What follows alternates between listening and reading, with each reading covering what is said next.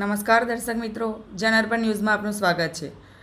Doctor Baba Saheb આંબેડકરની 134મી જન્મ જયંતિ નિમિત્તે સાવલી તાલુકાના રસુલપુર ગામે ભીમ આર્મીના કાર્યકરો દ્વારા ઉજવણી કરવામાં આવી।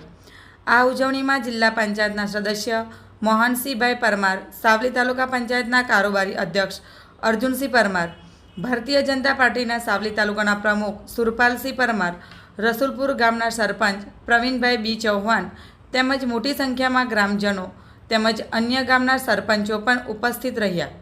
બાબા સાહેબ આંબેડકરની જન્મજયંતિ નિમિત્તે કેક કાપી બાબા સાહેબ આંબેડકરની જન્મજયંતિની ઉજવણી કરવામાં આવી। આ પ્રસંગે અર્જુનસિંહ પરમાર દ્વારા બાબા સાહેબ આંબેડકરના જીવન ઉપર પ્રવચન આપવામાં આવ્યું। મહામાનવની જન્મજયંતિની ઉજવણી ખૂબ જામજોરથી કરવામાં આવી। રિપોર્ટર સતીશ પરમાર। આવા જ નવા સમાચાર જોવા માટે જોડાઈને રહો જનાર્પણ ન્યૂઝ સાથે। અમારી ચેનલને લાઇક કરો, શેર કરો, સબસ્ક્રાઈબ કરો। ધન્યવાદ। જય ભીમ, જય સંવિધાન। ભારતના બંધારણના ઘડવૈયા, વિશ્વ વિભૂતિ, વિશ્વરત્ન ડૉક્ટર બાબા સાહેબ આંબેડકરની 134મી જન્મજયંતિ નિમિત્તે તમામને ભારતવાસીઓને હું જન્મજયંતિની શુભેચ્છા પાઠવું છું। વિશ્વની અંદર ડૉક્ટર બાબા સાહેબ આંબેડકરની જન્મજયંતિ 194 દેશની અંદર ઉજવાઈ રહી હોય ત્યારે બહુજન સમાજ અને વંચિત સમાજને એક ગર્વ લેવાની વાત છે।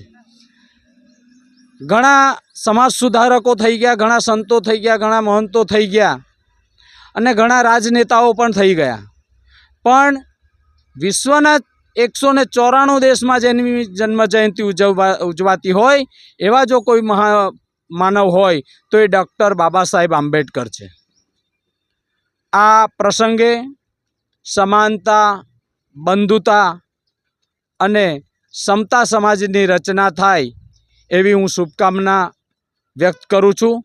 સાથે સાથે ભારતની અંદર જે પરિસ્થિતિ વર્તાઈ રહી છે તેમાં બહુજન સમાજને આહ્વાન કરું છું કે 85 વર્સિસ 15, 85 જ્યારે ભેગા થશે ત્યારે બહુજન સમાજનું રાજ આવશે।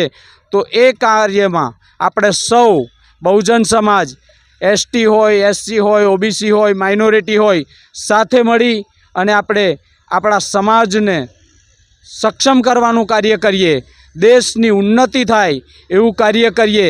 એ જ અભ્યર્થના સાથે ફરી એકવાર સૌને ડૉક્ટર બાબા સાહેબ આંબેડકરની 134મી જન્મજયંતિની ખૂબ ખૂબ શુભકામના।